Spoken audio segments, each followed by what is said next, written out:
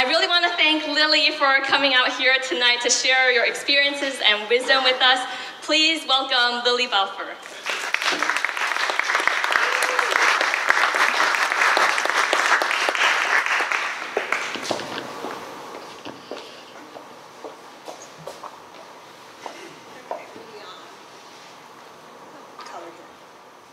Okay, so raise your hand if you want to be a CPA.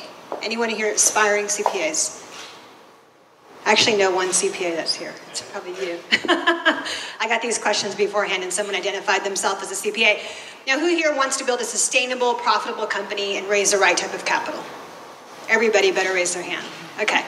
So I've been advising startups for 7 years, and I was always amazed at how really smart, ambitious, accomplished entrepreneurs hated finance. I would just see it. I can see somebody pitching, and they were talking about their problem slide, their solution slide, their competitors, the market size, and the minute they get to that finance slide, they're just like, their voice got really low, and they got really scared. And I thought, gosh, this is just so bizarre. So for the past, I guess, maybe 2 years, I've been creating these little focus groups and really talking to people about what is the fear about finance. And it's almost like taxes. We did this roundtable once, and I said, just give me one word that describes finance.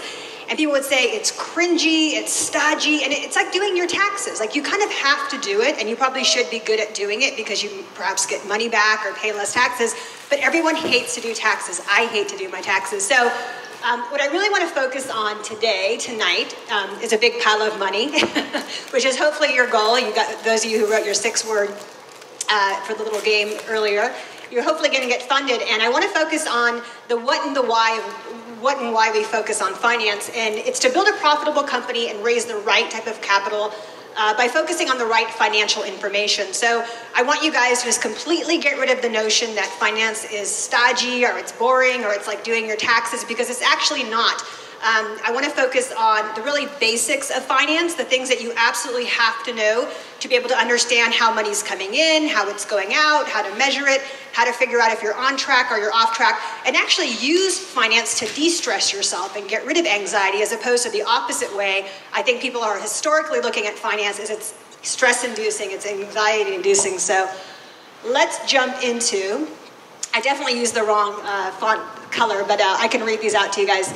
So the salient 6, as I like to call them, the first one is revenue, right? That's pretty basic, revenue. Money coming into your company. Everyone who has a company, even if it's a hobby, hopefully you have some revenue. It's pretty easy to understand.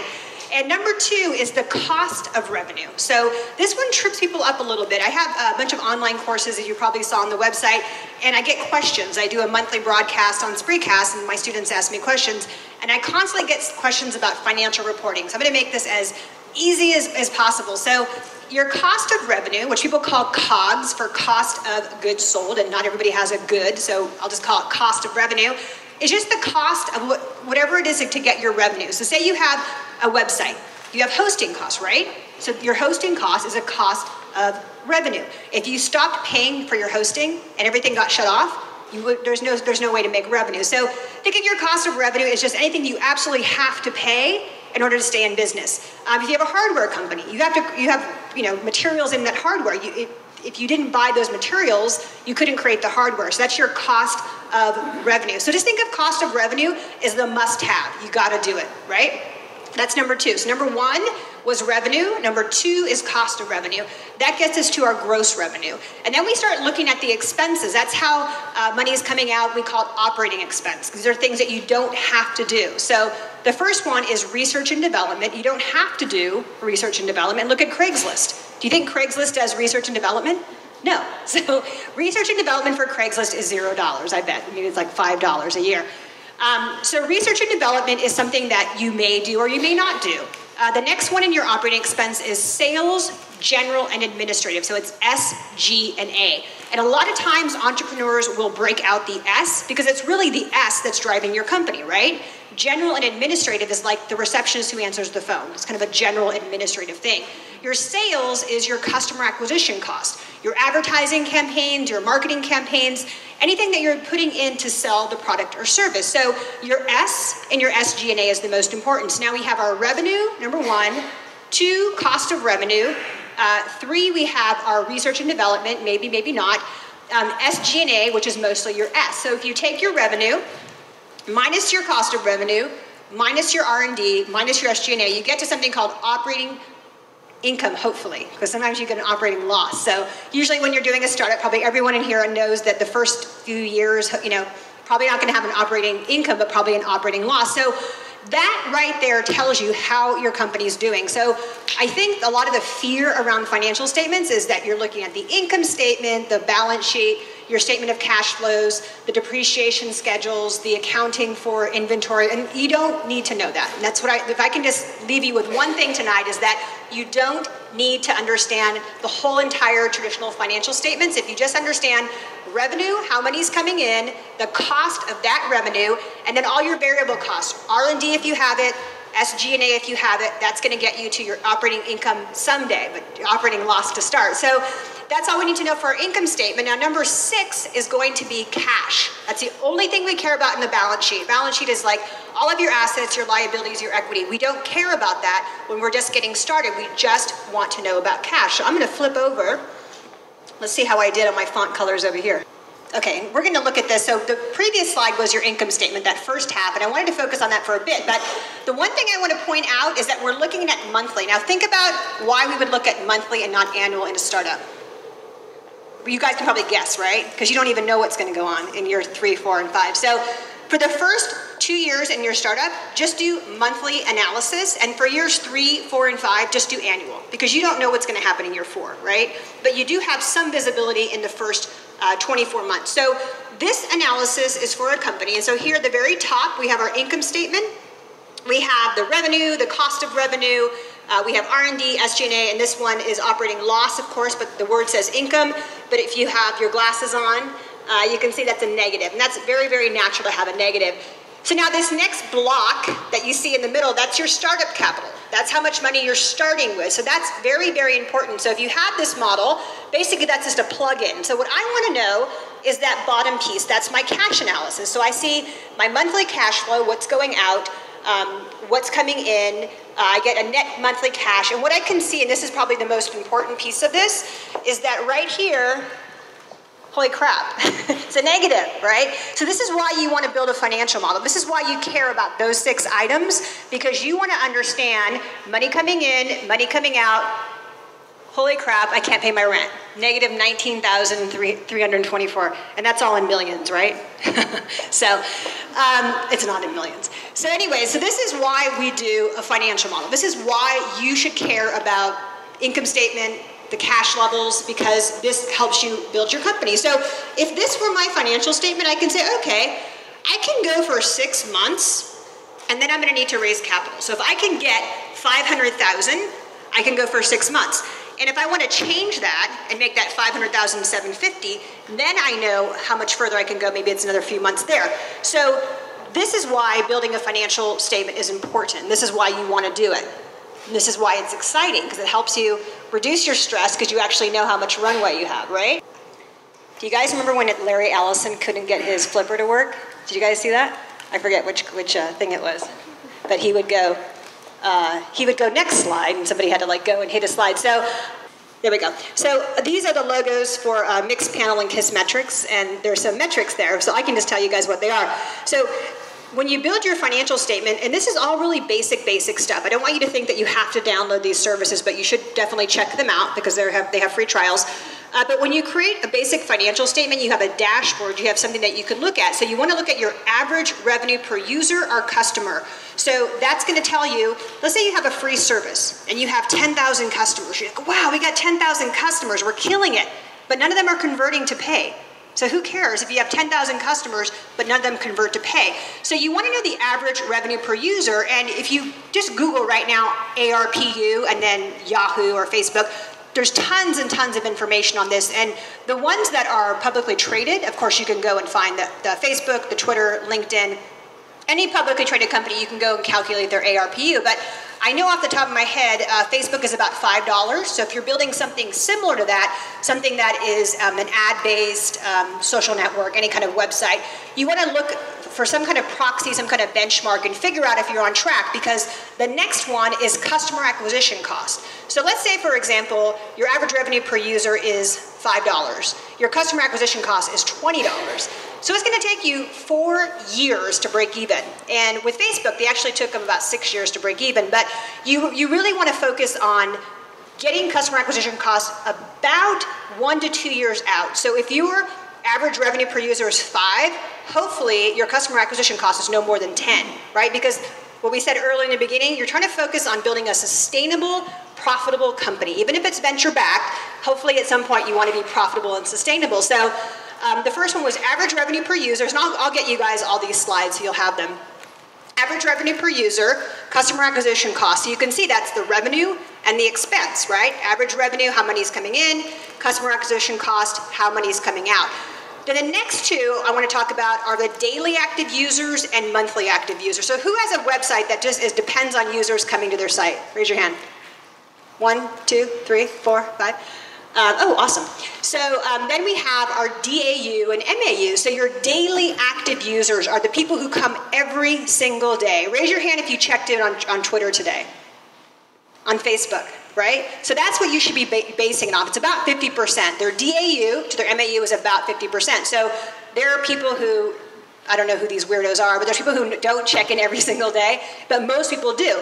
And that's what you want to have, because if you have an ad-based model, you really want to focus on people coming back over and over and over if that's how you're going to monetize them. So daily active over monthly active, you should shoot for 50%, but of course you're not going to get there right away, but that should be your goal. Now the next one is your churn rate, and that is the percentage of users that you lose. Now people aren't going to always like your product or service. Maybe somebody signs up and they needed it at that time, or they signed up and it was something that they thought it was something different, and you're going to lose them, right? It's this natural attrition rate. So you want to focus on getting your churn rate about, for most companies, about 5% per month getting started, and you want to get that down to about 1%. Now, every industry is a little bit different, so you might want to go research some numbers specific to yours, but a natural churn is okay, as long as it's decreasing. So as customers leave your platform, hopefully you're extracting data and you're finding out why they left your platform. And hopefully you can woo them back in. So that is natural. Viral coefficient is a fancy way of saying if you invite one, you want to get one. So let's say, for example, you have this digital promotion and you send out your users and you say, hey, here's an invitation code, invite 10 friends. And then they invite 10 friends, and then maybe they invite 10 friends. So you want to have a 1-for-1. That should be your coefficient. So you hope that when you are doing digital promotions, that it's incentivizing people to one, share it with their friends, and that when their friends get it, they share it with a friend. So you want to hope that you're measuring that viral coefficient and you're getting something about a 1 or higher. So these are your standard metrics. If you go to KISS Metrics and Mixpanel, you can download those for free, or you can trial them for free. And check them out. And you should be monitoring whatever metrics make sense for you. And I've actually seen people create their own metrics for their own industry that are not even the standard ones that we typically use. All right, so let's see. This is actually perfect. This is the perfect font color. So what we want to do, our goal is to look at the amount that we need and then our fit. So that's another reason why we build that financial model, right? Because if we have that financial model, then we can see, oh, we need $500,000 for 6 months. So then we can say, are we going to go to a venture capital fund for $500,000? Are we going to go to a hedge fund or a private equity fund? No, because usually these funds on the right side, that's professionally run money. They manage money for other people, and they're looking for big, gigantic, billion-dollar businesses. They're looking to put to use lots and lots of money. So they want to start at 3, and that's usually pretty low for a VC fund. Hedge funds and private equity, it's even more than that. So that's not going to be a fit for you. One of the common mistakes I think entrepreneurs make is they think that venture capital is right for them. And they waste months and months and months sending their pitch deck to all these VCs, and then VCs just say, no, not a fit, and they think they've failed, when in reality, they should have been on this left category. So if you're looking for 10,000, I should have even put 1,000, right? So 1,000 to 3 million.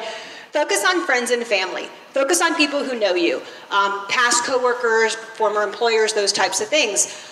Angel investors, we're going to talk about AngelList, and we're going to talk about Other resources that you can find angels in crowdfunding. If you're doing something in hardware, I think one of the questions, I actually got 3 questions about crowdfunding, but one of the questions was, how to fund hardware. Do VCs fund hardware these days? And that's, it goes back and forth, what's in season for VCs. But if you're doing something in hardware, crowdfunding is a perfect fit. So again, we build that financial model to understand how much money we're going to need, and then we focus on the right type of capital, because you're really just spinning your wheels if you're going out to venture capital funds, asking them to give you $500,000 seed funding, and they don't do seed funds. Now, some VCs do have seed funds, but most of them don't. So you want to be aware of who you're pitching, whose door you're knocking on. So to find the right type of investor, we're going to create a list. Now, I say you should get about 100 to 200 leads in your contacts. This is just a basic Excel spreadsheet.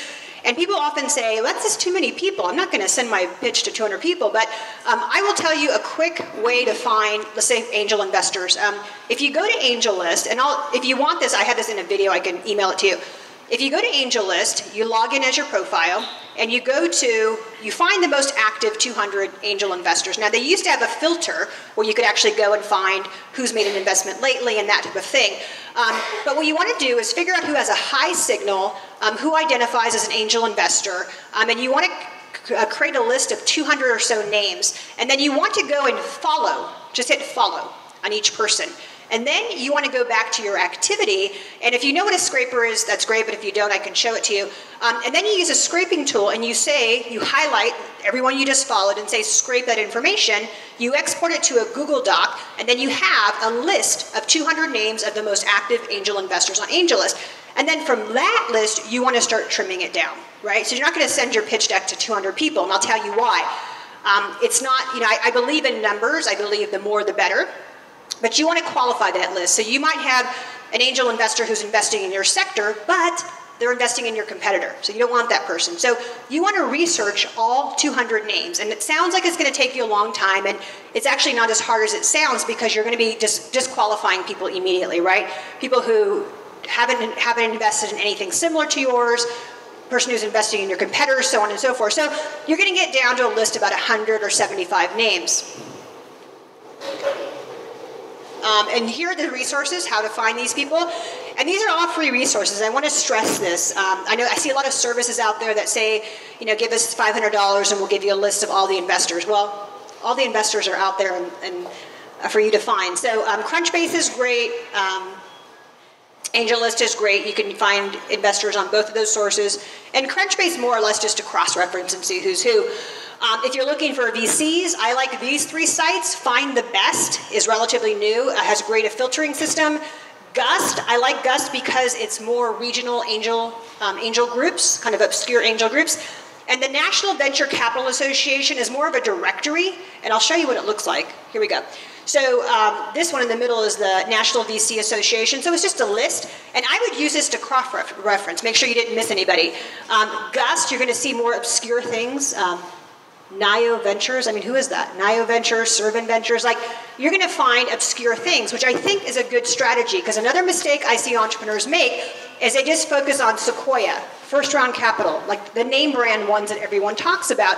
And again, if you start just pitching to people who aren't right for you, you're going to get no's and you're going to get discouraged. So you want to cast a wide net, and you can have those people on your list, and you can call those the first tier, and then you can create a second tier, and then you can create a third tier, because you're not always going to get the first round capital. You're not always going to get Sequoia. You're not going to get Kleiner Perkins. You're not always going to get the brand name VC. So cast a wide net. That's why I like Gust, because they have just really obscure investors. And obscure is not bad. Maybe for exactly what you're doing, somebody in Irving, Texas, this is where they are, might be the most perfect person for you. You want an investor who understands your sector and your space. That's the right person for you. It doesn't matter if they're from Kleiner or Sequoia or other name brand company. You want an investor who understands what you're doing.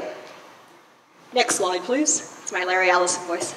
All right. So develop your story. So now, so far, we've created our financial model. We have our dashboard. We understand how much money we need to raise. For that example, it was $500,000 for 6 months. We've created this list. We downloaded this list from AngelList. We had 200 investors. We trimmed it down to like 60 or so. Let's just say we trimmed it down to 100. Keep it easy numbers.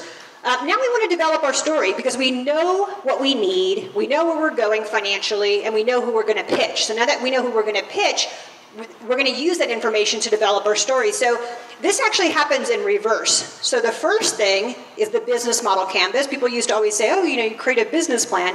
And today nobody creates a business plan, right? Hopefully everyone here knows what a business model canvas is. If not, you should Google that, or I can tell you after the thing. And then next, from your business model canvas, you create a pitch deck. It's just a PowerPoint presentation. And we're going to go into that in a minute. And then from that, you're going to distill down what's called an executive summary. And I'm very old school. I still do executive summaries. People call them teasers. It's 3 or 5 pages or so. A while ago, it used to be in style to do a 1-page. I hate the 1-page executive summary. If you're going to do an executive summary, give it 3 pages or 5 pages, but never anything more than 10. And then from that, we get our elevator pitch. So your elevator pitch is, if I saw you in the bathroom and I said, hey, what are you working on? Whatever comes out of your mouth, that's your elevator pitch. It's that 10-second response that you give somebody. It's the overview. And hopefully it's something that really makes me want to listen, right? So that's why we start with the business model canvas. Then we get our pitch deck. Then we get our executive summary. And then after we've done all that work, we figure out, just distill down the really most important thing that you can tell somebody in 10 seconds. And that's your elevator pitch. All right, so here are the 10 basic slides that you need. And this is for if you're pitching an angel investor or if you're pitching to a VC. And I will talk a little bit about crowdfunding because after I created the slides, I did notice there were a lot of questions about crowdfunding. But I like to call it step 0 is your overview or your elevator pitch. So when you first open your slide deck, there should be some image, some graphic, something in there right away that says what you're doing, right? That's the biggest complaint. I just put up this video, my last office hour for Finance for Entrepreneurs.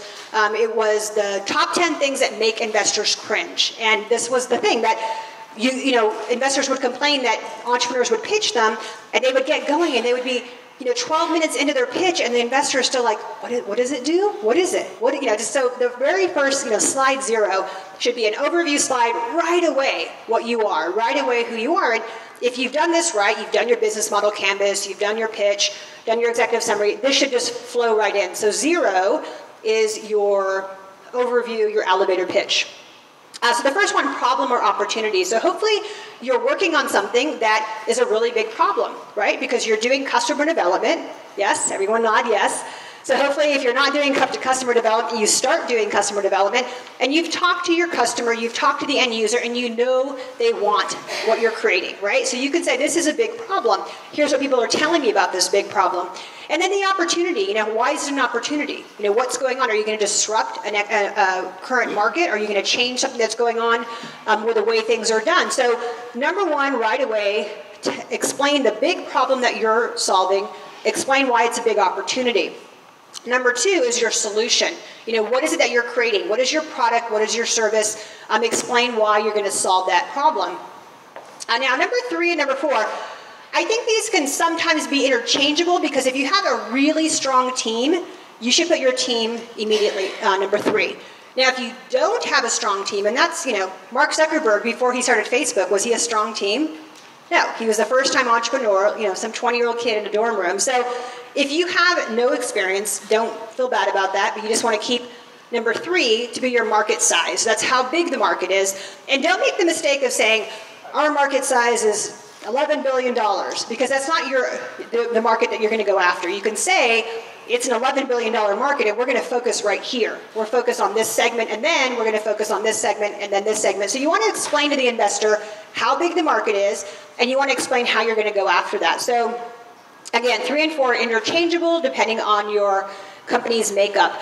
And number 5 is really, really important. It doesn't matter how great your product or service is, but if you have no sales and no marketing and no distribution strategy, you're going to go nowhere. There are so many great products or services that are just sitting there and nobody knows what they are. And number 5 goes back to the S in our SG&A, right? That's why you have to put a lot of money into your S from your SG&A, which is your sales, because that's how people find out about your product or service. So that's really, really important. Explain if you have any distribution partners. Explain, how you're going to market it. Hopefully, when you go out, you've done some testing, and you hopefully have some pilot tests that you can explain about your marketing. Even if you're really early, you're talking to customers. you're trying things out, and you can say, hey, we did this little campaign, and this is how many customers we got. Number 6, everyone cringes, customers and traction. We don't have customers. So if you're doing customer development, hopefully you've talked to customers, right? And that could be your traction. So what are they saying back to you? So you went and you talked to somebody who's been doing this for, 3 decades, and he said, oh, wow, this is great. I can't believe that no one's thought of this before. This is a great solution. Get that person to write a testimonial, because that could be your slide 6. Your customers are your traction. Now, number 7 makes people cringe even more. Your competitive landscape is a very common thing that entrepreneurs do, is they say, I don't have competitors. I don't. And people say, oh, don't look to the right, don't look to the left, just look straight ahead, look straight ahead. And I think that's completely wrong. You need to know what's going on to the right, know what's going on to the left, and figure out how you're going to do it better. You should always be observing your competitors. You should always be watching what they do, because you can see where they're missing the boat. You can see where the target audience, the customers, are saying, this really sucks, right? And then you can come in and take advantage of that deficiency. So always look to the right, always look to the left. Have a kind of, open communication, if you can, with your competitors.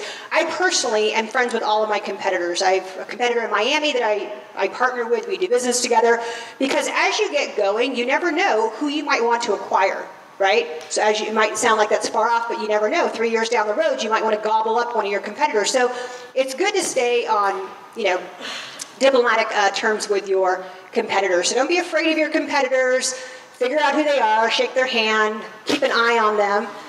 You may want to acquire them someday, and you can find tons and tons of gold nuggets based on what customers are complaining about with them. And then next we have press and testimonials, and you can use the same strategy as number 6, finding testimonials from people. If you don't have any press, no one's written up your story yet, and that's okay. You can, again, talk about what customers are saying about you. Number 9, that's our financial slide. So you've already done all the work, so you've created your financials. And I would say in your pitch deck, you're going to want to have the first line would be your revenues, and it's not going to be monthly. This is going to be annualized. So year 1, year 2, year 3, year 4, year 5. And then above that revenue line, I would put the drivers. So if it's user-based, put how many users you have.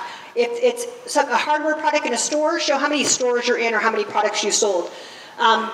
And then beneath that, you're going to want to put the cost of revenue, or your COGS, cost of goods sold, your gross revenue, and so forth. And then for the next category, you can lump everything else together, operating expense.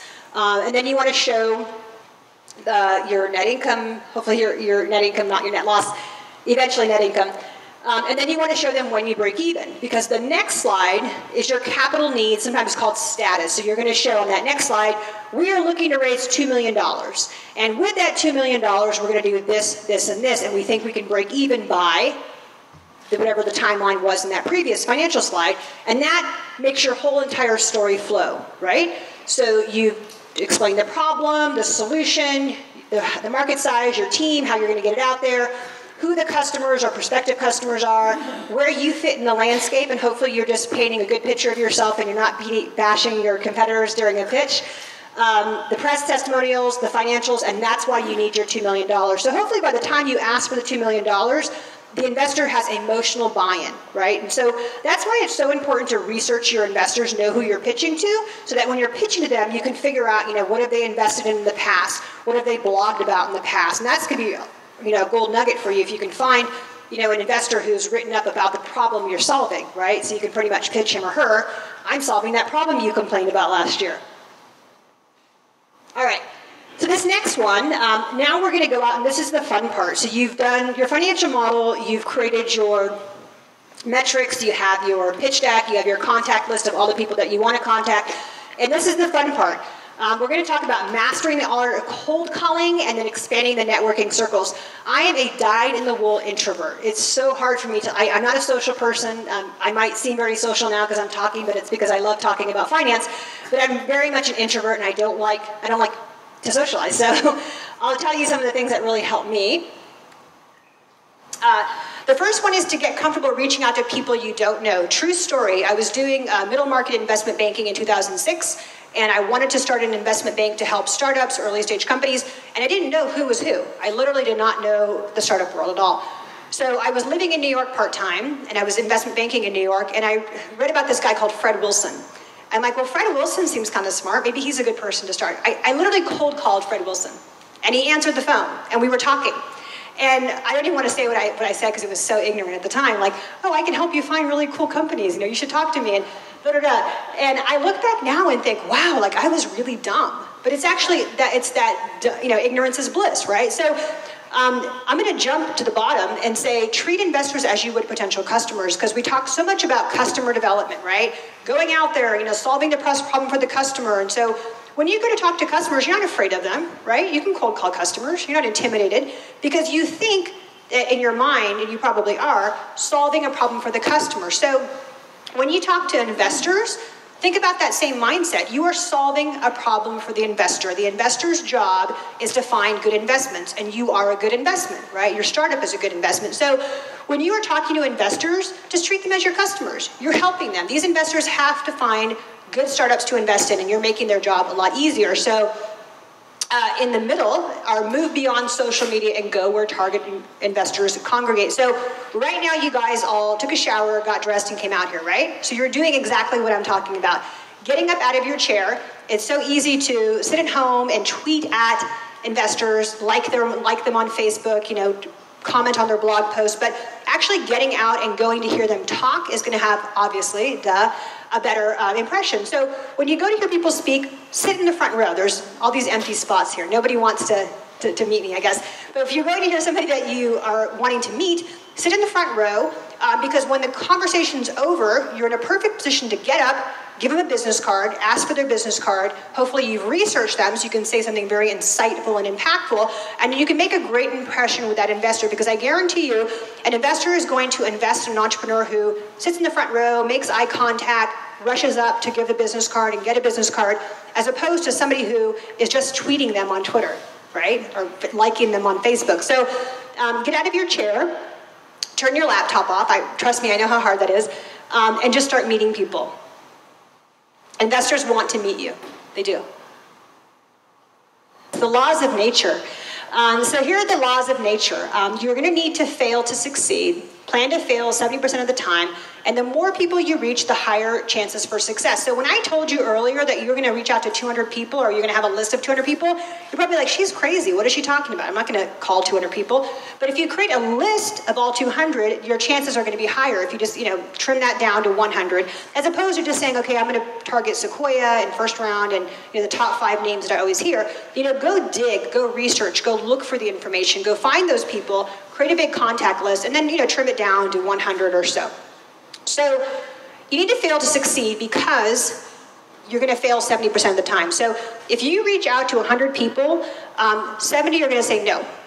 So what if you gave up at number 60, right? And you didn't get to 71, which was when your yeses are going to start. So this is not balanced in any way. So if you think, I'm going to fail 70 times, just when you go out there and you pitch somebody and they say no, just say, okay, that's number 1.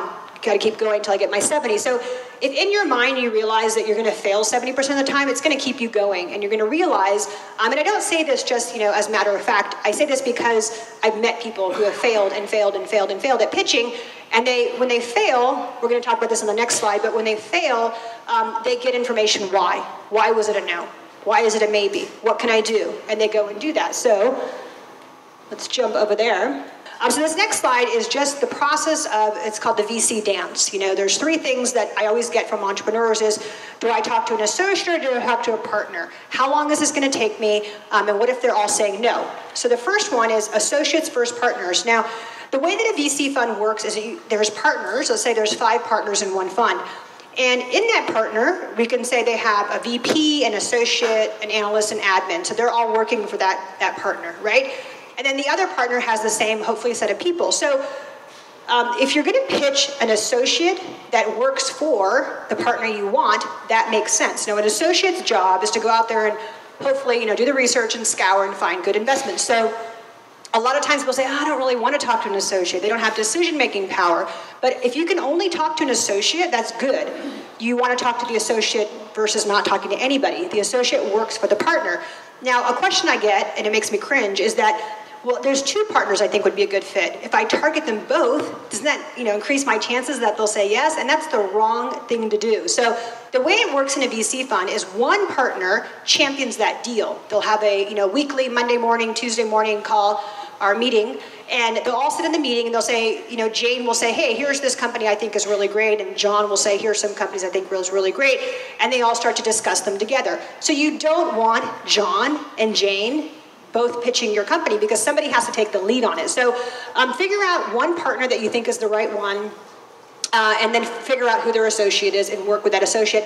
And don't look down on associates. Associates can open doors for you. It's common perception that associates are a waste of time. That's absolutely not true. One thing I wasn't planning to say, but I'm going to say it. So I advise a lot of startups on their funding strategy, and they'll say, oh, some associate just pinged me. Should I even respond?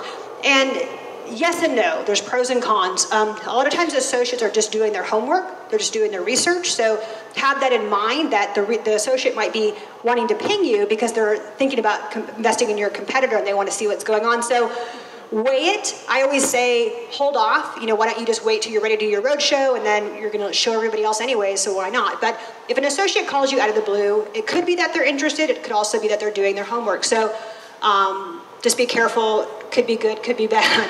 And then turning the maybes into the yeses.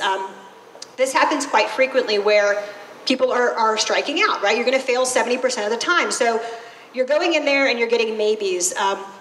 You can turn a maybe into a yes by asking why. Why is it not a fit for you right now? A very common thing that investors will say is it's too early for us. This is just too early, which means you haven't proven anything yet. You don't have revenue, you don't have customers. So keep going back. You can be aggressive, but not be obnoxious, right? So if every 3 months you reach out to them and you say, hey, it was great meeting you the other month, and you had mentioned something about this, and I just want to let you know we just got these 3 big customers, right? So constantly keep them in the loop, constantly be persistent, but don't be obnoxious, and don't be offended. This is one thing you don't want to do is someone's telling you, yeah, it's not really a fit, we don't really believe in this right now. You don't want to say, well, screw you, you don't know what you're talking about. You want to just take their feedback, even if it's negative and it's not what you want to hear. If you can use it, great. If you can't, just let it be. And I want to say that the funding process can be as short as 2 weeks. I actually know a company got funded in 2 weeks, and I've seen people take 2 years to get funded. So think about your funding process, figure out your timeline, build your financial model, and again, really super basic, just like the one I showed you, those 6 points, and figure out how much you need, and then figure out, how would I go about this? What does my funding process look like? Take some time to create a contact list, create your materials, and budget in some time for people to say no, right? You might not get it in 3 months. I think historically, deals usually take about 90 days. So from the minute that you're sending your pitch deck to them, the first meeting is going to usually be a phone meeting, and then an in-person meeting, and then they're going to hopefully go to their partner meeting, which is everyone sitting around the table. And then there's going to be some due diligence, term sheets, and if you don't have a lawyer, you always should work with a lawyer for your term sheets. And you may like your term sheet and you may not like your term sheet. So you're going to go back on some of those things. And then they do due diligence, and then they say yes or no, and then you get the money. So that usually takes about 90 days. So I think a lot of things I'm saying you may not understand, like what is a term sheet. I talked about somebody getting $500,000 in their seed round. That's typically done with a convertible note. So all of these topics that I'm talking about, if we go to the next slide, you can go to Spreecast and YouTube. YouTube has a video with a downloadable cap table, and don't worry, I didn't create it myself. I work with a lawyer because I'm not an attorney, and anyone who's not an attorney should not give you legal advice. I can't stress that enough. So if you go to our YouTube channel, and it's just my name, you're going to find a video there. It's about 7 minutes. I walk through a cap table, and then you can download that cap table, and you can start to see and start to understand why it's so important to create a roadmap for your funding strategy. You can see how you can quickly become diluted. And in the Spreecast, there are about 9, I think we have 9 broadcasts are up. There are 3 that were really, that they don't always show, so you only see the first 9. So the top 9 are there, and if you go to the page, you're going to see the top 10 things that make investors cringe, and that was an interview I did last year. I interviewed a bunch of angel investors and VCs, and I said, what makes you cringe? What drives you crazy? And those are the top things. And there's something in there with which funds, every quarter I update which funds raise capital. So I have that for Q2, I have it for Q1, I have it for 2013. I have a thing in there about convertible notes, about discounts and valuation caps. If you ever understand, what's a valuation cap? Why should I have one? There's a video about that. There's a video about how Twitter makes money. So if you're doing an ad-based model, you should go because it'll scare the crap out of you how long it took Twitter to make money. Twitter raised how much? $1 trillion? Not $1 trillion. $1 billion. $1 billion on B, not a T. $1 billion before they went public, and they are still struggling a little bit. So when you're doing an ad-based model, I talk about this all the time. It's really a high-risk model. A low-risk model is something like subscription-based or marketplace exchange, where you're putting something out there and someone's buying it right away, immediately. So just know that, and that's why you should always have a financial model and a funding roadmap, because you can see, okay, we're not going to be profitable for 6 years. We're going to have to raise $300 million. And then do you want to go into that kind of business? Yes or no? And everyone's shaking their head no. So Spreecast is great. YouTube is great. You should go there and watch those videos. Most of the Spreecasts are like an hour, but some are like 10 minutes. Just depends on what mood I was in that day. Spreecast is called Finance for Entrepreneurs, and it's the office hour for my courses. I have a bunch of courses on Udemy. YouTube, right now we're doing a 12-week series called Finance Startup Lab, and that's going on, I think we're like at week 10. And again, we just talk about all those different topics I mentioned. And Udemy is my suite of courses. We have 6 courses now. And if you use the code HackerDojo, you can get the courses. Anything that says an intro, if it says it's an introductory class, you can take it for free by just using that code. And the other 4 classes, you can get them for 60% off. And I have Pop Expert up here, but I would encourage you to do like a course or watch the videos first, because I find that people sign up for Pop Expert, which is kind of expensive. It's like $300, and they ask questions that were in the free videos. So don't do that. I would feel really bad if you did that. So watch the Spreecast, watch the YouTube, sign up for the free courses, and then the courses that are paid, they're like $40 or $70. And then if you really have done all the work and then you say, I just want to refine something, or I still don't understand something, you can do the Pop Expert. So that is it. So I will stay for questions.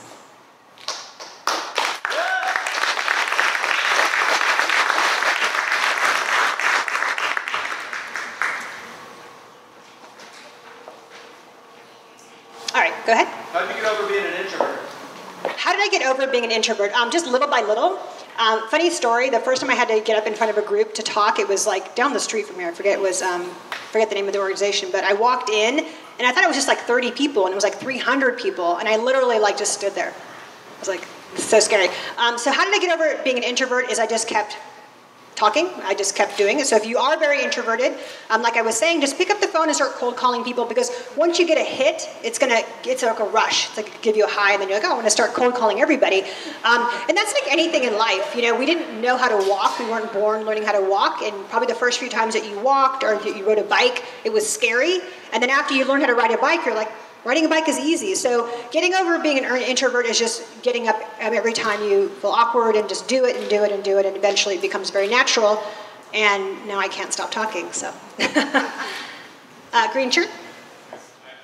Thank you for being here. And I think I read somewhere that you were going to talk about how to raise $1 million in crowdfunding. Oh yes, thanks for reminding me, because I did just wanted to even say that tonight, that I saw a lot of questions about crowdfunding. So I will give like a 60-second, and there's a Spreecast video called How to Raise $1 Million on Crowdfunding, and that's up there, and it's like 40 minutes. So when you're doing crowdfunding, very similar to raising capital, you want to create a contact list, and that's your influencers, people in the industry, people in the media that you want to carry your message. You want to create a compelling page. And if you go back and you research, the course I created, How to Crowdfund $1 Million, was based off my clients who've raised money on Kickstarter and Indiegogo, and interviews with Indiegogo and interviews with Kickstarter. And there's a recipe to it. So now there's enough data that we can say campaigns that last for 30 days do better than campaigns that last for 40 or 60 days, because it's that sense of urgency, right?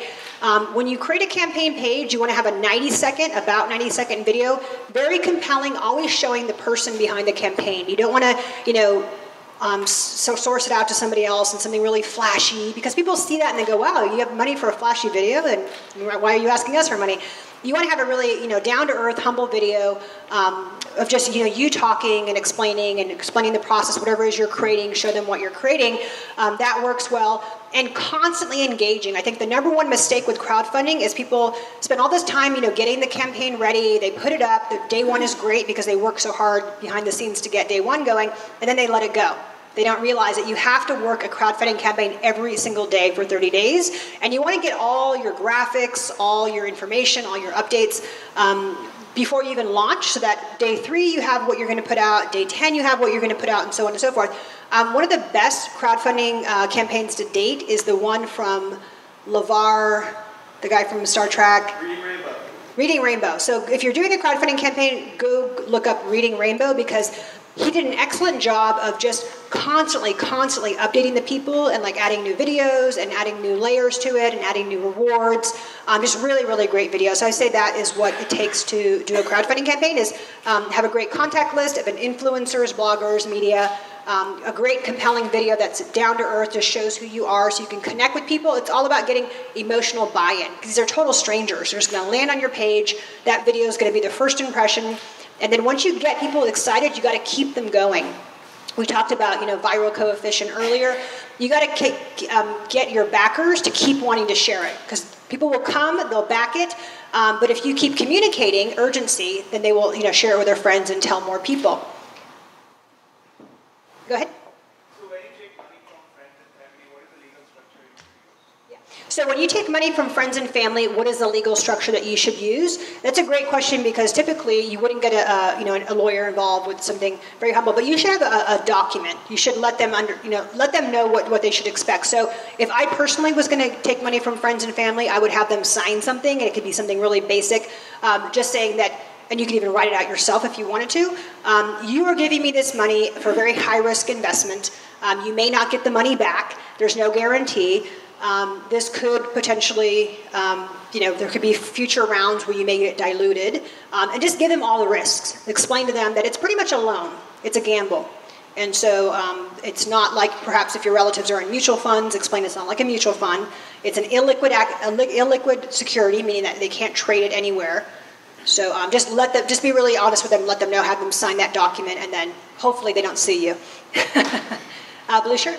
If I know that I'm looking for an equity investor to form sort of an equity partnership with, is the route to finding an equity investor the same as for a venture capitalist? Is there anything you mean just finding an individual, or like a partner, like a co-founder? I guess a partner. Yeah. So that would be like a co-founder? No, beyond that point. Like an equity investment in the 50 to 100 million range, or a shared company, usually with a group like Anthos Capital. Yes. So anytime you're giving away equity, you should have some form of documentation. So the question I answered earlier for friends and family, if they're just going to give you like a $10,000 check and they're not taking equity yet, then... Yeah, no, my question is really, what's the best way to go about finding those people? Is it the same as finding a traditional venture capitalist? Yes. But then there are people who are not professional investors who could fit that profile. Of course, there's established funds, and those funds are professionally managed. And then you could find, your old boss. Maybe he's just retired, and he's let you know that he wants to become an angel investor. Those kinds of people. I think you should always cast a really wide net, because you never know when you're going to find the right person. And when it comes down to looking for an investor, you really just want somebody who understands your sector and that understands the risk of that investment, and who's going to be helpful to you. It doesn't matter if they've made that an investment before in the past. So going back to the friends and family investors, do they have to be by law accredited investors? It's a good question. So he's asking, do all of my investors have to be accredited investors? So the laws are really changing a lot. And it used to be that you can have up to 35 not accredited investors. And I think really what I would say personally, that it is based on how well you know the person. Here's one thing, and you just open up a can of worms. We talk about crowdfunding, and now with equity crowdfunding, you're opening up this whole door to complete strangers who are going to take equity, and you have to verify if they are accredited investors. So if you go to something like Rock the Post has verified that these are accredited investors. You don't want to, if you meet someone at Starbucks and you don't know this person, and you don't know their financial situation, that's a huge red flag. But if it's your uncle or your aunt and they're not an accredited investor, I'd be less worried about that. It's just when somebody who's a stranger that you don't know, and they're not an accredited investor, there are laws around that. In the back? You mentioned find out where the investors congregate. Where do they congregate? So he's saying, where do investors congregate? So you could go, there's like all these different venture sources and venture events. Find out where they're speaking. So a lot of times they'll go on panels, free panels, you pay $10, you hear them talk. Find out where they're talking. So once you've created that list of investors, go hear them speak. There are some conferences where they attend, but I don't really suggest going to a conference to meet investors because there's just so many people. But if you go to a small gathering where they're speaking, that is very, very helpful. I know there's lots and lots of organizations who just put on events where investors speak, and they're usually pretty small, 50 to 100 people, so you can actually go up. And like I said, sit in the front row. So if you're in the front row, you can immediately give them your card. Good. At very early stages of a company, when you are not sure about the valuation, and if you do get an investor who's very attractive, how do you postpone taking money? Is there a way to negotiate that, okay, I don't need the money now, but I'll need it later? Yeah. You have a lot of good questions in there. So the topic of valuation, if you meet an investor and you don't know what your valuation is, so most people do a convertible note for that very reason. So when you do a convertible note, you don't value the company, you don't give away any equity, you just say, this convertible note is a document that says we're going to give you $500,000. People used to do interest, but it's kind of going out of style because most angel investors are not interested in the interest. So usually you're not even going to see interest on there. So it's going to be a convertible note, which says that they're going to give you $500,000 with the option, the availability to convert into the equity round at a discount. So that would be how you can get away from doing valuation. And the one twist to that is if they add a valuation cap, which is a special kind of discount, you're in some ways indirectly giving a valuation. And again, those Spreecast videos, look up the one valuation cap, and I explain what that means. But the end of your question, you said, if I'm not ready to take the investment, how do I keep them going? And you should definitely do that. You should definitely keep in touch with that investor and just say, hey, we are not open to investment right now, but let's keep in touch. And you can, continue that conversation. And, with investors, if they're really interested in your company, that they're interested in investing in you, they're going to stick around. That's the kind of investor that you want. So I would never be afraid to tell an investor, not now, I'm not ready. But it's usually the other way around, right? Investors saying that they're not ready for you. Go ahead. Yeah, I've been seeing very much information about equity crowdfunding. What happens post-investment? Yeah, that's a really good question. What happens when you have 1,000 investors? Yes. So he's asking about equity crowdfunding. I don't particularly like equity crowdfunding. In a sense, AngelList is equity crowdfunding because you're just putting yourself up there and people are, investing for equity. But AngelList is established, and you know who the players are. You know who Gil Pancina is. You know who Tim Ferriss is. Those are the top two syndicates. And they've done enough investments that you know their reputation. You know that those people aren't going to rip you off, right? If you go to Rock the Post, or gosh, there's 200 different sites now, and you get some obscure investor you've never met, nobody you know knows him, how do you know that he or she is a good investor? Because you want to do reverse due diligence. It's not just the investor asking you about your company, it's you asking that investor. You don't just want to take every single person who gets into your, who looks at your profile. So again, you don't want 1,000 people, like you pointed out. You don't want 1,000 strangers in your company. So I'm not really for equity crowdfunding. I think you're going to have, I think the negatives outweigh the positives, and the positives being that it opens the door and creates more opportunities for people to get funded. But if you get funded by the wrong person and they ruin your company, and that can happen, you get somebody in there who's just difficult, who's making it hard for you to make decisions, somebody who's combative and resisting the right kind of change, and it can just really be a nightmare. So I always say that if you do your seed round right, your A round will be easy. So if you get really good seed investors in at the beginning that are going to help you grow the company, they're going to attract the right A people. And the reverse of that is true. If you get a bad seed angel investor, they can ruin your chances of getting an A or a B because nobody wants to invest with them. So be really careful when you do rock the post. Just do your due diligence. Make sure that you understand that person, what their investor style is.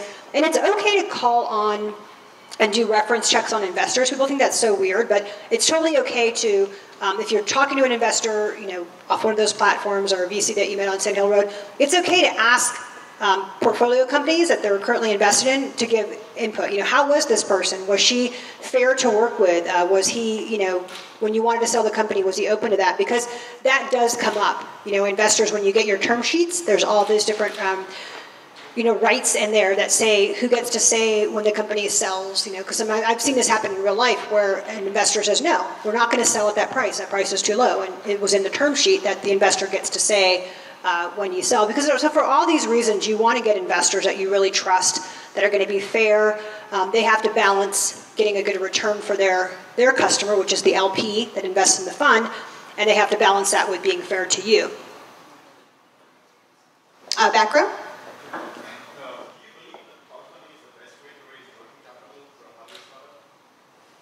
Do I believe that crowdfunding is the best way to raise funding for a product? I think it's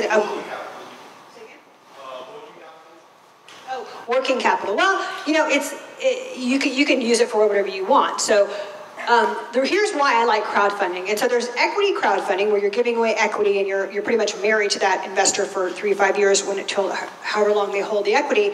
And then there's just basic pre-sale crowdfunding, which we see on Kickstarter and Indiegogo. Now, I like that traditional crowdfunding because basically it's free PR and it's free sales. Some of you may have seen the product that's out right now. It's called Sense, and it is a little button that you put on your pillow, and it monitors your sleep. I don't know if you guys those guys have $10 million in VC funding, and they still did a crowdfunding campaign. So that just tells you that it's not about the money with that kind of crowdfunding, because they put their campaign up and they got all this great feedback. First of all, they know that people like their product because everyone signed up and got it. Second of all, everyone gave feedback where they didn't want the data to go up in the cloud. They wanted the data to stay on the phone or on their, some kind of disk or on their own laptop. They were fearful of the security issues. They realized people wanted them to have a replaceable battery, not a battery that they had to buy. So when you do a crowdfunding campaign, you're getting all this rich information from the customer. So it's definitely I think it's the best way to raise any type of capital if you can. Now, I say if you can because there are some things that can't raise crowdfunding, right? If you're doing a SaaS, software as a service company, no one's probably going to fund it. You put a crowdfunding campaign on. Most crowdfunding campaigns have to be a tangible product, something that people can get right away in the mail. Those are most popular. So your question about do I recommend crowdfunding for working capital? I recommend crowdfunding for really anything, if you can get away with it. Yeah, one of the worst crowdfunding campaigns to date was the one, I think it's called Gobi. If you guys remember that. There's a guy from Russia who said he was from San Francisco, who had this really obscure app that it would tell you if you took a picture of your food with your phone, it would tell you how many calories were. It's really bizarre. And everybody outed it that's not scientifically accurate. You can't do that. So crowdfunding is great. Lots of bad campaigns out there, of course, but lots of good ones. And the thing that I did, how to crowdfund $1 million, I list a bunch of campaigns that are really good. You have a question? How do you suggest to evaluate the intangibles? One more time? How do you suggest to evaluate intangibles? How do I suggest to evaluate intangibles? So you mean like for funding? No, yes. I mean like if you don't have a product and the core of your business is something that you can't touch, how do you? Yeah. Service. Yeah. So how do I evaluate? Meaning how do I place a value on it? Well, I think so for the most part, a service company, if you're providing a service like accounting or legal, there's the value of it is the value of your assets, right? It's a different system for valuing, a company that VC is going to invest in. So usually service only, company wouldn't be valued the same way. You would just value, what are your assets that you have it's not really valued the same way, but let's say, for example, you were an accountant, and then you created a product, and it was a software as a service, monthly subscription. You sign up and you get to use your accounting. Then you could value that. You can place a value on, the revenues, the amount of revenues. And I think the difference is that one is predictable and one is not predictable. So if you are just an accountant and you are, doing people's taxes, it's not really predictable. But if you had a product that people sign up for and buy on a regular basis, that's more predictable and trackable. But yes, if you have just a service, a consulting firm, they typically are not valued the same way. But if you wanted to place a value on it, you could go to a valuation service and they would tell you that your company is valued based on your assets. So what do you own? Yeah. Like your building, if you own the building or something like that. Go ahead. If the startups were successful in raising funds, they get money as well as the shareholders, many shareholders. So I think they, as the startups, have to explain how the business is going well and regularly.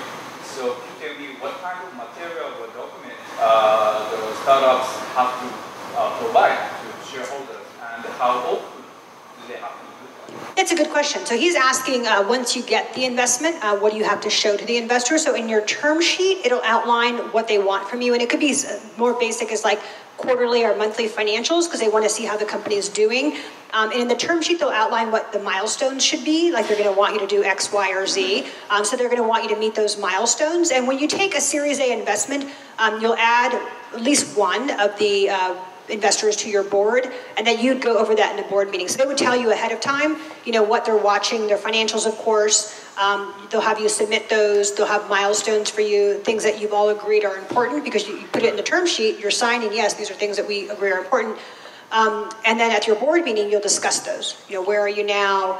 And I always say, don't wait for the board meeting to happen to tell your investor bad news. Hopefully you're talking to your investor along, you're sending monthly financials or quarterly financials, something good happens, something bad happens. Keep them informed so you don't just wait till you go to the board meeting and say, oh, by the way, we're not making our numbers, and, here's why. Because your investor should be there to help you. So you want to tell them what's going on because they've been there before, right? You're a first-time entrepreneur, you're building a company.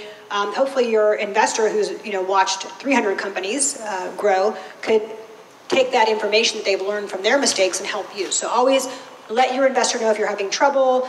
He or she can usually help you. Hopefully they can help you. Go ahead.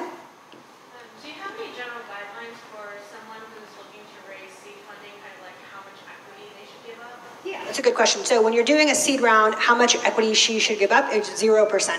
So if you're doing a seed round, you can get away from doing convertible notes. So convertible note, it's cheaper. There's like tons and tons of like convertible note documents out there. And so convertible note, it's cheaper, it's easier. You don't have to give a valuation unless you do a valuation cap, then indirectly you're giving a valuation. But a convertible note without a valuation cap is very simple, very straightforward. And you would not have to give away any equity.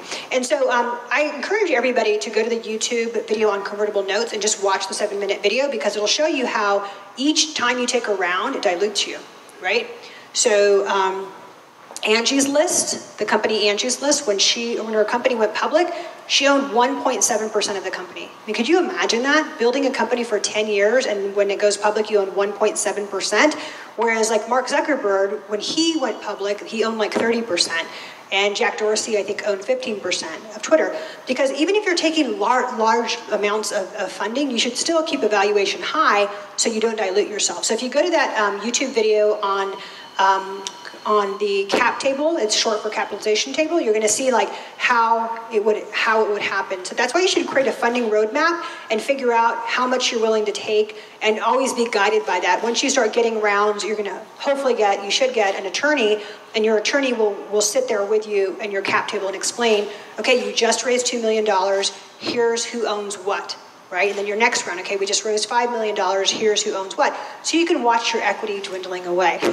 And that should motivate you to keep your valuation high, keep going. Higher the valuation, the easier it is to not be diluted. And that's really the name of the game if you're taking outside capital, is keep your valuation high enough to sustain that capital so you're not dwindling down to 5%, 3%, 2%, and then you go public and then you just worked for 10 years, best years of your life, and you don't get to keep, some of the money.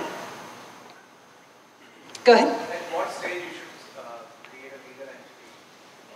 So at what stage should you create a legal entity? So now a common mistake I see is people who say, I'm not just going to do an LLC because it's cheaper and I'll do a corporation later. So an investor who's going to invest for equity always wants to see a corporation. So you should incorporate when you're ready. You can do it very cheaply now. You can do it, for a few $100s. And you want to incorporate and not be an LLC because with LLCs, they have member shares, and with the corporations, they're common shares. So it's never. Once you kind of get going, and once you're a real company, I would incorporate. And don't be afraid because it's going to cost too much. Because it's better to incorporate the right way now, as opposed to you're going to have to do it anyways down the road. So you might as well just spend a few $100s to do it. You do that step before asking for funding, or it's after? Yes, you should get incorporated before you ask for funding. Yeah. Go ahead. Can you advise in terms of opinion, a company should be shopping as long as they can versus some people, for me, I'm trying to finish my product, and then I have some early customer validations, but it's not a huge volume. And I'm wanting to finish my mobile, because I have a web app now, I'm trying to do an API mobile one. I want to wait to finish that before I reach out to investors. But I hear people saying unless you have convenient users, it doesn't make a difference. So I don't really know it's the right way to do it. Yeah. So when is the right time to raise capital? Well, I think the process of finding the investors, you could never start too soon. Figuring out who they are, and then start talking to them. Starting to let them know who you are, because when you think about the process of raising capital, investors want to invest in people that they feel comfortable with. They're investing not just in your idea, but you as a person. So if you can go meet them informally, go hear them talk, get to know them, exchange email or phone call, and start to gain their trust and let them see, what a hardworking person you are. By the time you have to actually go out and get the money from them, it's going to be a lot easier. So I would start those conversations now, and then let it fold organically, let it happen. You might find somebody who's ready to back you now, who wants to help you with a very small seed to get it to the next level. Go ahead.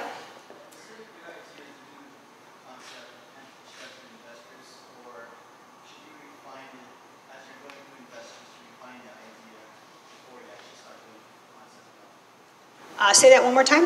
So when you're doing, when you're creating a product or proof of concept, is that a good thing for investors on top of the stuff that they have listed here? Or is it better to just refine that idea first as you're going to use investors to build the product? Yeah, okay, that's a really good question. So should you go with what you have or wait till you refine it? So there's different stages of investors. So if you go to the people who are on angel list, those are people who want to invest in ideas, basically, just the concept. So you should take it out to people who are early stage seed investors once you feel comfortable with them, and get their feedback. And a lot of times companies pivot, right? There's so many famous stories about companies who pivot and actually pivot into something better. So I wouldn't be afraid of it's not ready yet, it's not baked yet. If you think that you're solving a real problem and there's a real demand for it, and you're talking to the customers and their customers are saying, yeah, we love this, start to talk to angel investors, and they'll probably give you some feedback on, whether you should go for it now or whether you should, continue to refine your product or service. So would it be okay for someone, a team to go with Y Combinator and start pitching and try to incubate the idea with the team? Yeah, so he's asking, something like Y Combinator. Well, people go there to bake their ideas. So yeah, even the most famous one is Airbnb. I always tell people that's probably the first story you should read if you want to be an entrepreneur, the story of Airbnb.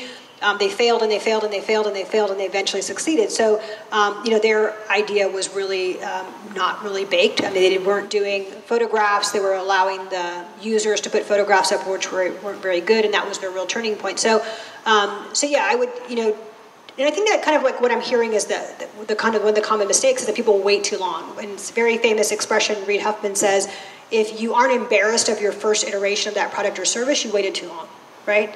And you can see, go look at the history of Google or the history of even Facebook, what the first Facebook page looked like. It was garbage. So that is probably a common fear. People wait too long, but you got to balance that. You don't want to put out garbage intentionally, but you don't want to wait so long that you miss the boat. Go ahead. So as an advisor, what are the kind of one or two most common maybe misconceptions or things you have to train out of people who come to you? So as an advisor, what are the most common things I train people to do?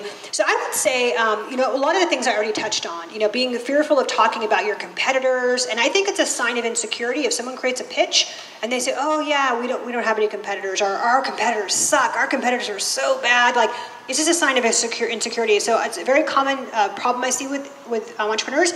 I think it shows maturity and confidence if you can go research all your competitors, list who's doing this, who's doing that, what you're learning from them, what customers are complaining about, how you're going to take advantage of what customers are complaining about.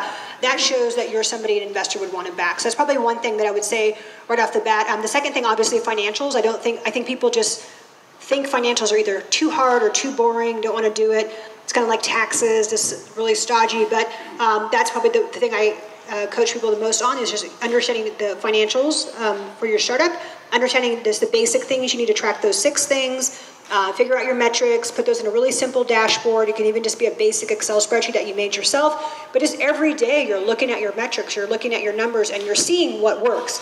Oh, we did this marketing campaign and nothing happened. We did this one and woo, look at that. Revenue tripled that day. So just constantly, embracing your numbers, getting really fluent with your numbers, and understanding that your numbers, your financials, like that's what keeps your company alive. And if you don't want to look at them, or if you don't understand them, then you're just really, increasing your chances of failure. So I would say those are the 2 things. So just understand competitive landscape so you can take advantage of your competitors' weaknesses, and then also understand your financials so you could use that data to figure out what's working, what's not working, where are we wasting money. I had a client once, they hired me to help them raise capital, and then I said, just send me your financials, I want to start doing some analysis. So he just sent me like the spreadsheets that the bookkeeper gives him, and all of his revenue was coming from one customer. Like 80% of the revenue was from one customer. And I was like, how do you not see that? He's like, well, Wayne, I never looked.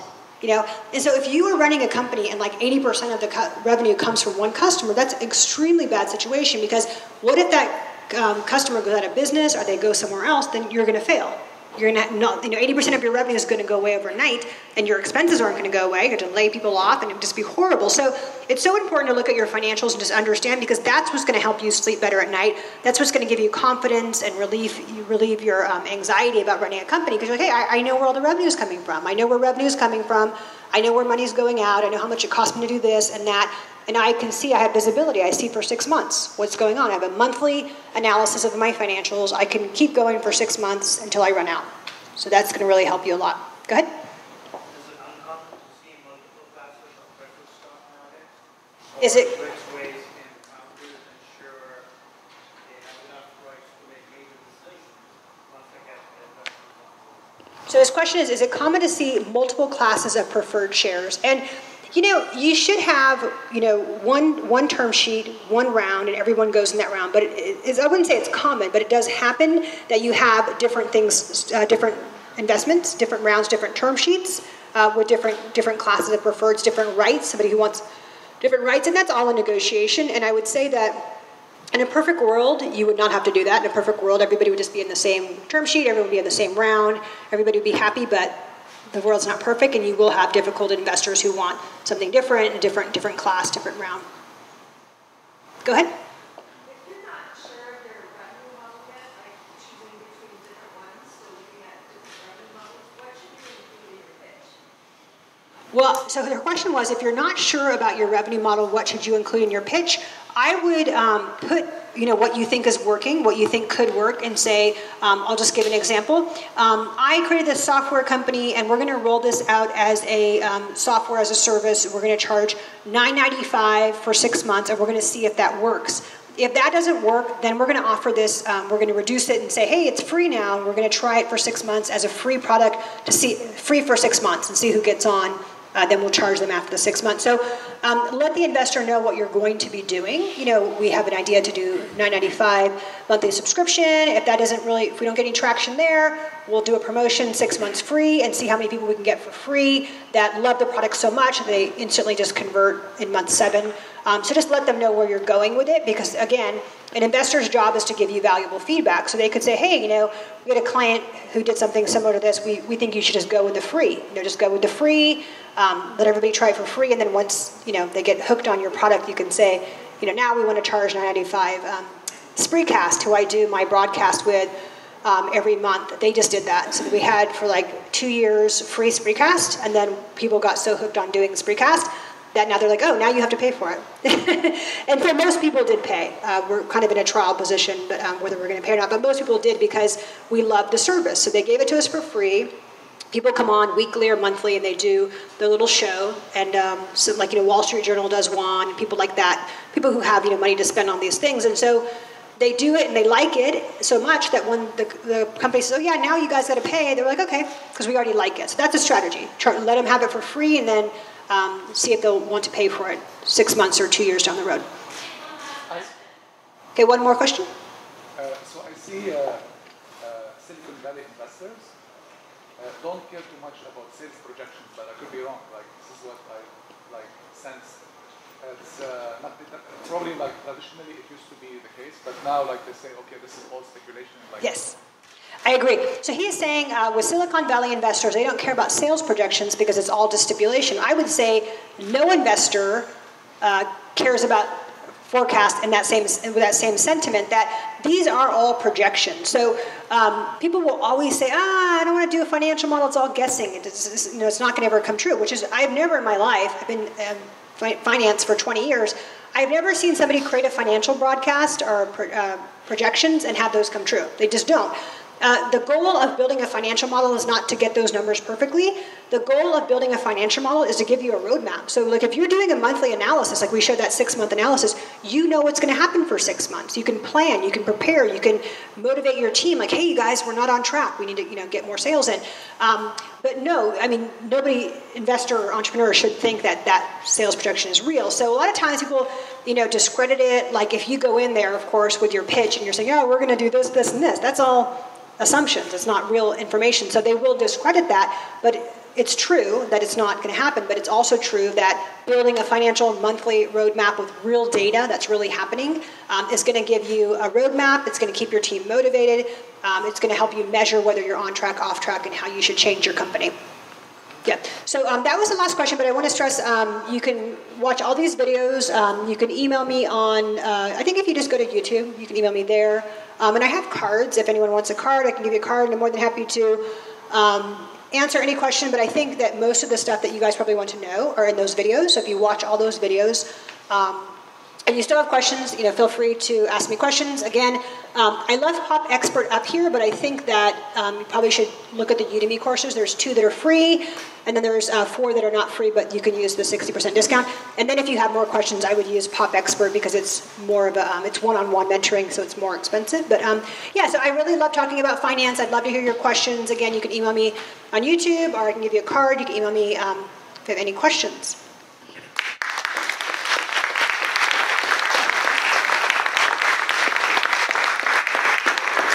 Thank you so much.